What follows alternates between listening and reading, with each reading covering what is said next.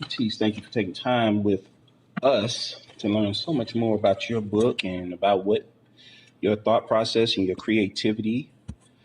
Um, how are you?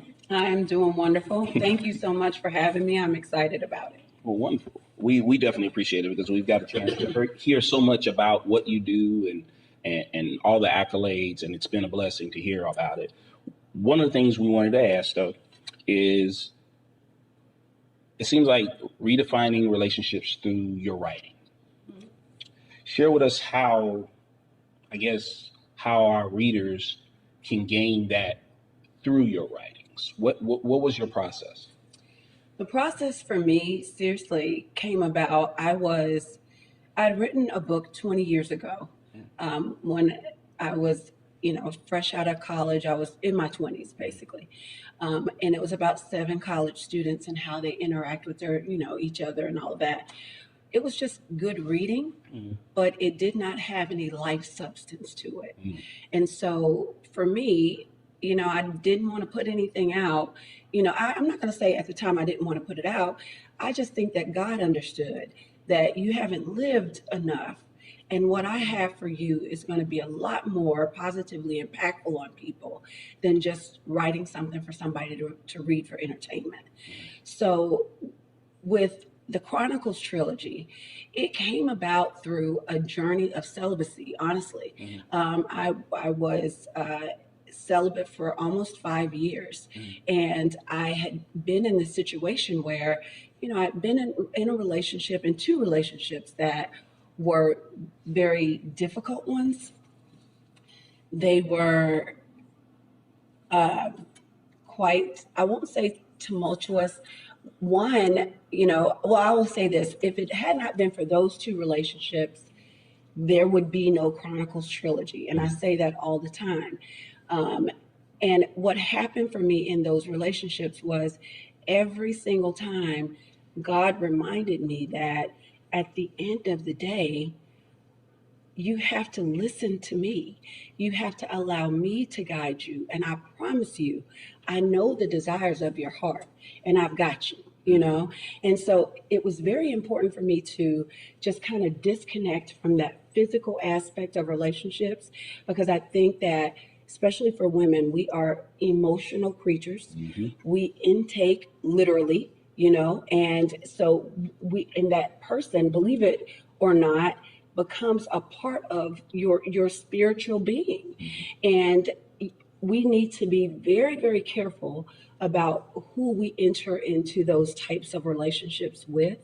And each of the characters go through their own type of celibacy, whether it is by choice or by force. There was one of my couples is a married lady who was going through a divorce or going through a really rough patch in her marriage. And so she was into a forced type of celibacy. But during that time span, they were able to reconnect with the Spirit of God and figure out what it is they're supposed to be doing, and getting in tune and being able to focus.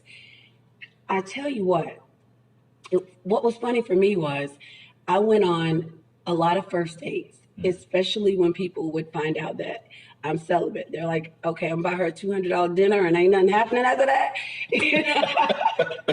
So you would either have the one who felt like he was going to crack the code, or the one that was like, I don't have the energy for that, and so it was a really lonely time, but it was the most beautiful time in my life, because once I got comfortable with the lonely and once I stopped settling for Mr. Warm, then I was able to meet Mr. Right.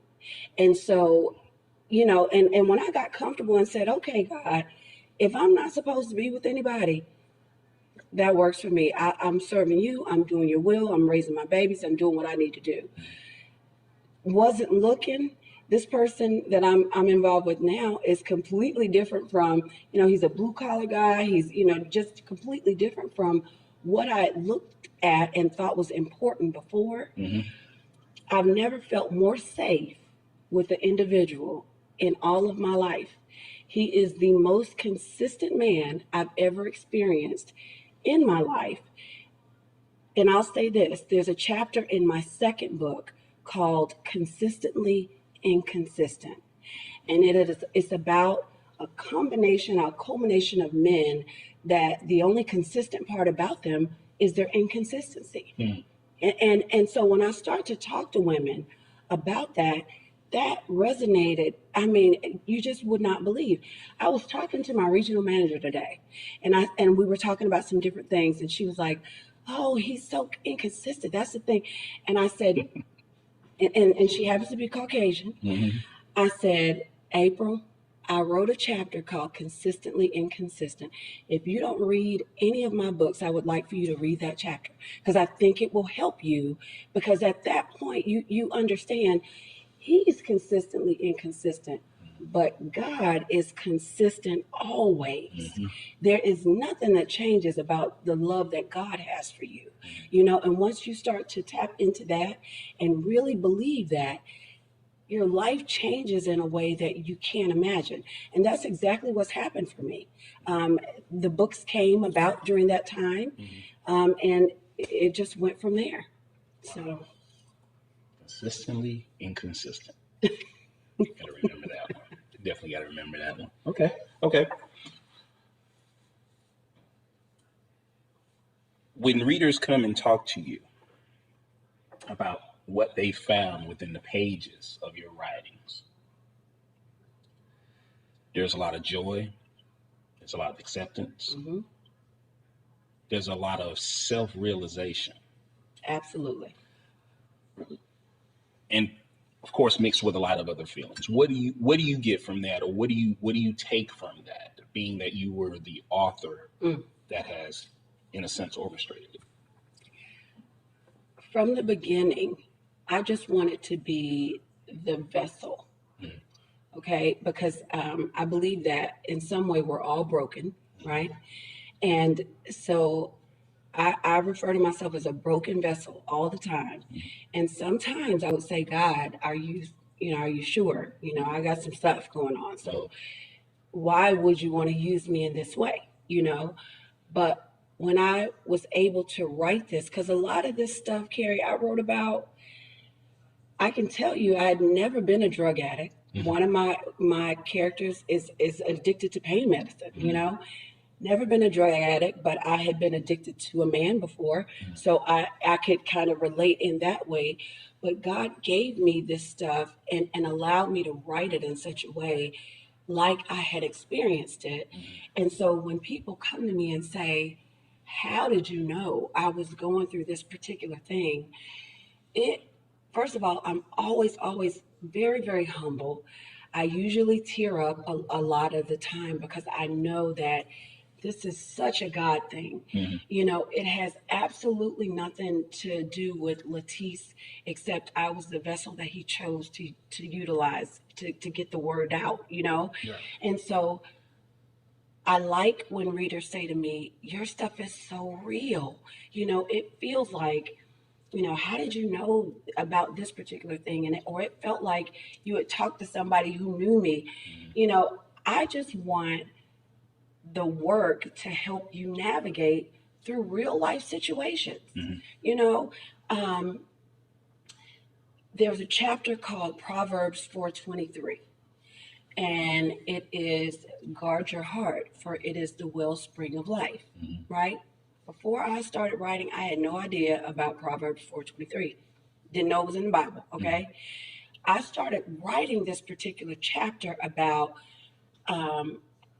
one of my characters, Mari, who happens to be, she has a sex addiction. That's her issue. But she's also a Baptist, PK, right? Her father is this Baptist preacher. So she is, entangled between the struggle with her spirituality, and in her case, her religion, right? And her flesh. Until she gets really in tune with her spirituality, does she start to understand how to break those particular chains. You see what I mean? And so Mari was not guarding her heart in any way from anything. She was going to fetish houses, she was involved in all these different things, but she thought as long as she was not engaging, she could still walk away and say, "Oh, I'm celibate," or "Oh, I'm not.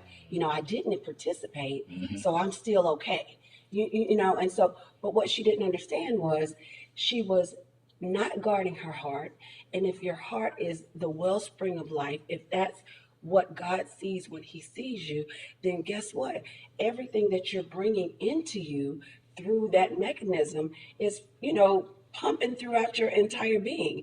And so whether you believe or not that you are, you're safe because you didn't participate, you are still having to deal with, this is something that you are. And until you really take a realistic look at yourself and ask yourself the question and be honest with yourself enough to tell yourself the truth, that's when you start to get over those hurdles and move forward, into God, into who God has designed you to be.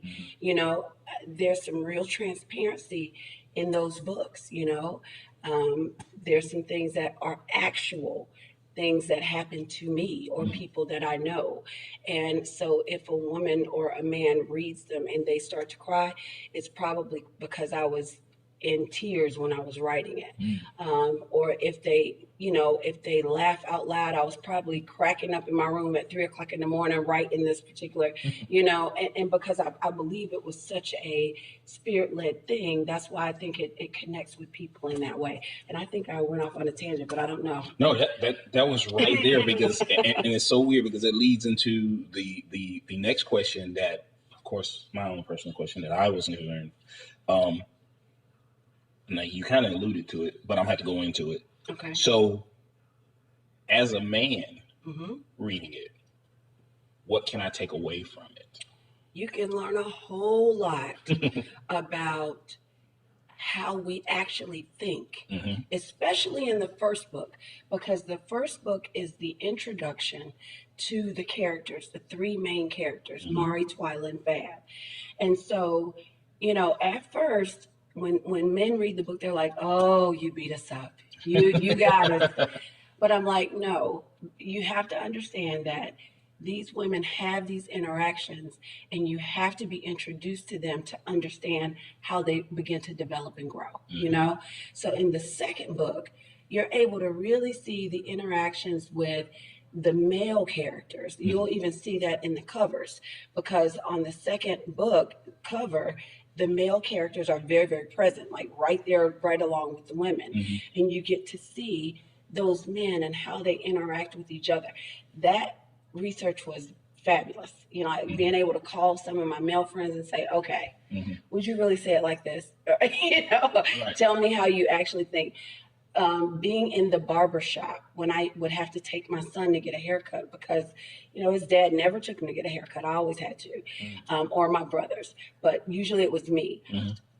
They never really toned down their behavior in the barbershop, even if I was present. So I was able to depict, the whole barbershop back and forth, with the male characters. They learn a lot about being real with themselves, about their spirituality, not being afraid to express that, pray for one another, bring each other to Christ, because to me, that's so important.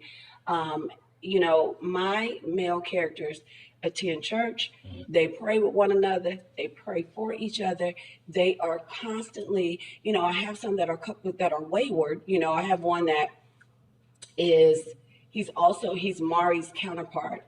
He's a terrible sex addict, but he's also an armor bearer in the church. He has these high positions. Everybody respects him, but he didn't want to get married. And come to find out later, he was in a separated situation, so that's why he couldn't marry her. He had all these secrets that he was kind of hiding behind the mask of the church. So again, you're religious, but you're not spiritual. You haven't connected to God in that real spiritual way.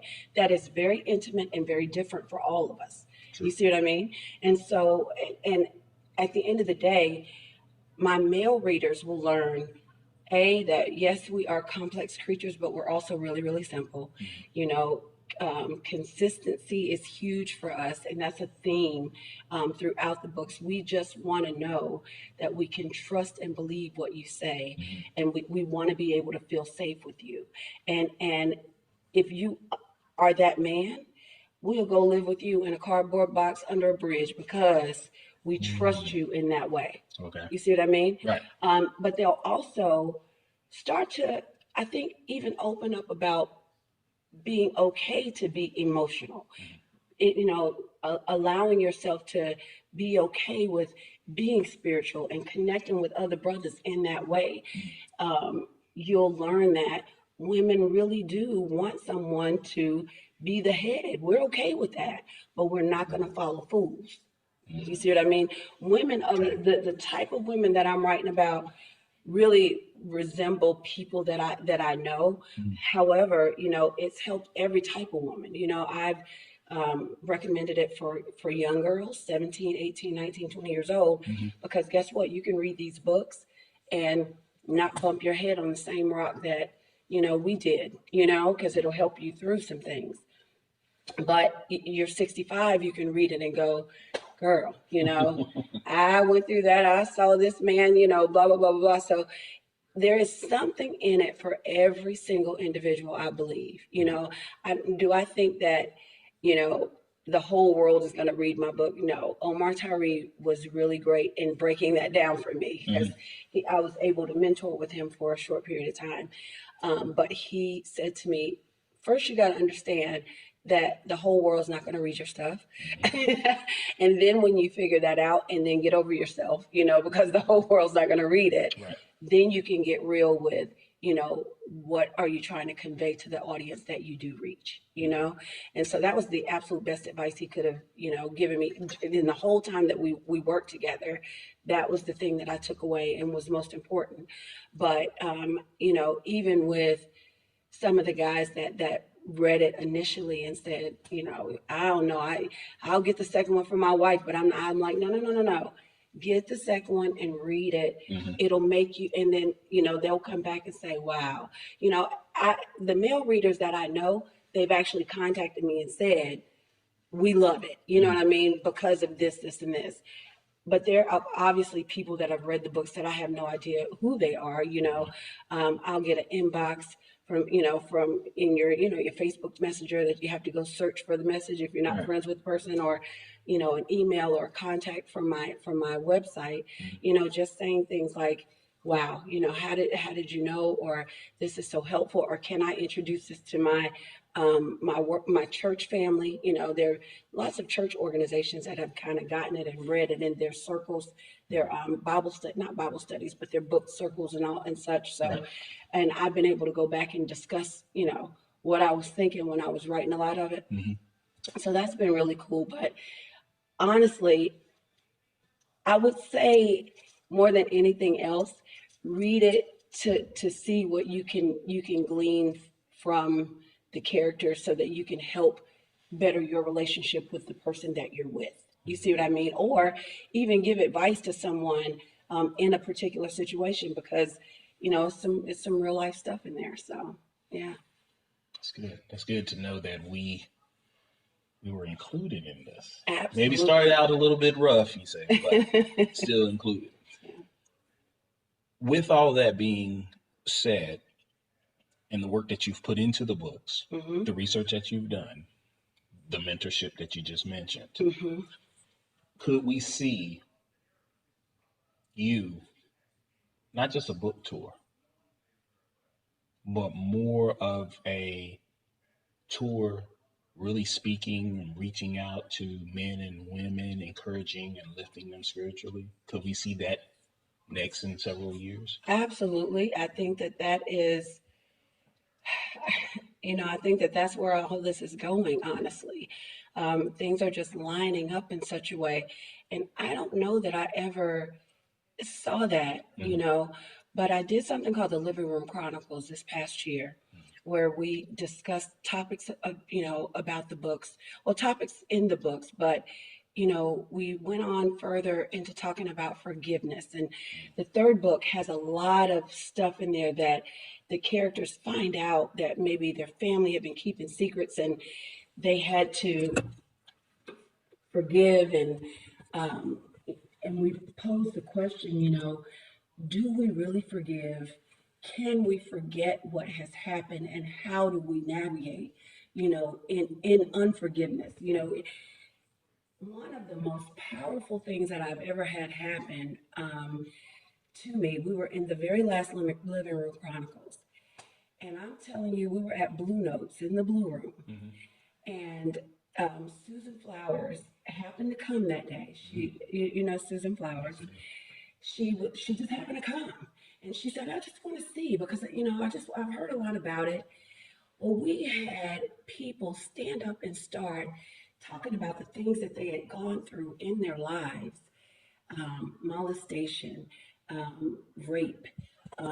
This one guy, his mother had been abducted that week.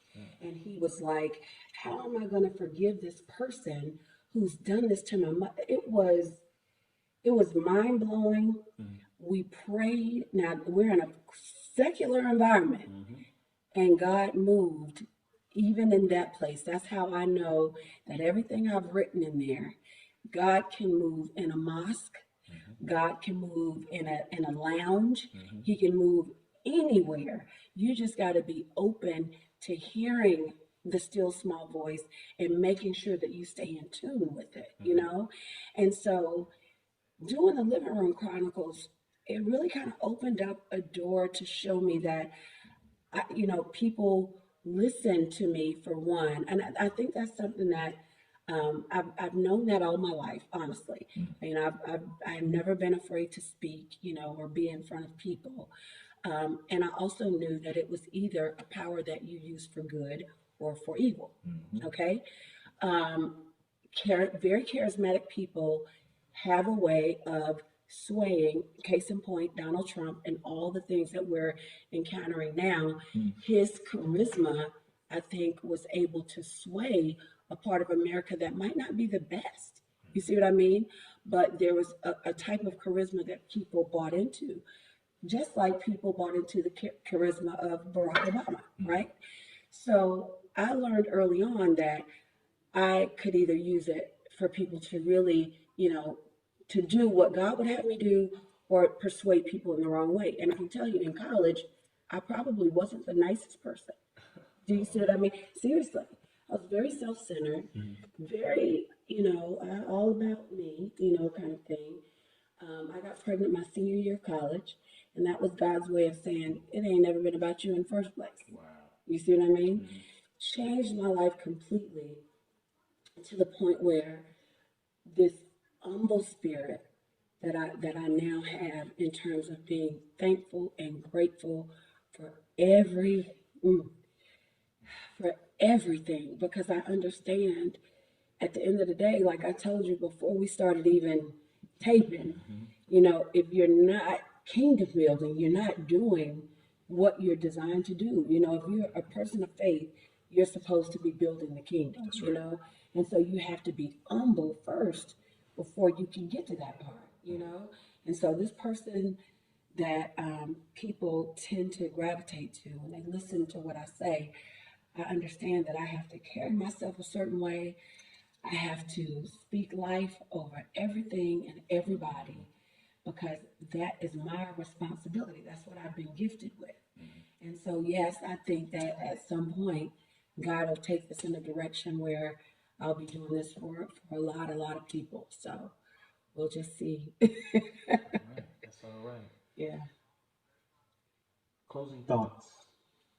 Something that you would, if you could share one thing about Latise Howie, what would you want your fans or just someone that you just met on the street that you had opportunity to talk to, what would you want them to know that one thing about you? I would want them to know that I will lift you up. I will edify you. I will support you. I will give you light because I believe that that's what again, I was designed to do. But I'll also um, hold you accountable. You know, I think that that's very important in this life that we live. I think there's not enough accountability, but I'm also a very real individual. I think that people can view a package, right, and think that they can determine what you've been through. And God, I just thank you that I don't look like what I've been through. You know, when I walk out the door every day, I'm gonna put it all the way together because I know that you never know who you're gonna encounter, and your first impression is everything. But I think sometimes first impressions can be off-putting because you know the young lady. Matter of fact, I was engaged buying some stuff for one of my properties here. This is a really great example. And I was checking out, and the young lady behind the counter was like, "Oh, I just hate my job. I hate my job." She was like, "These people here, they just, she said, I just hate being in here. The management is horrible." Now I'm checking out, and she's the little cashier. And "Oh, really?" I said, "I'm really sorry to hear that you're having such a rough day." She said, "I just want to be like you." And I said, "Sweetheart, you don't even know me." She said, "No, but when you walked in here, you looked like you had everything together." And I thought, that's this, people look at you and they judge you. And I said, "How old are you?" And she said, "I'm 23." I said, "Honey, when I was 23, I was a mess." I said, and you evolve and you grow and you learn all these things. I said, "So what you're going through right now, there's a life lesson in it. Go ahead and make sure that you learn it because you'll be able to elevate after you learn the lesson. Because until you learn it, you'll keep bumping your head in that same place." I gave her my card. I said, "If you need anything, you call me." And she's not called me, but I meant that. I meant that.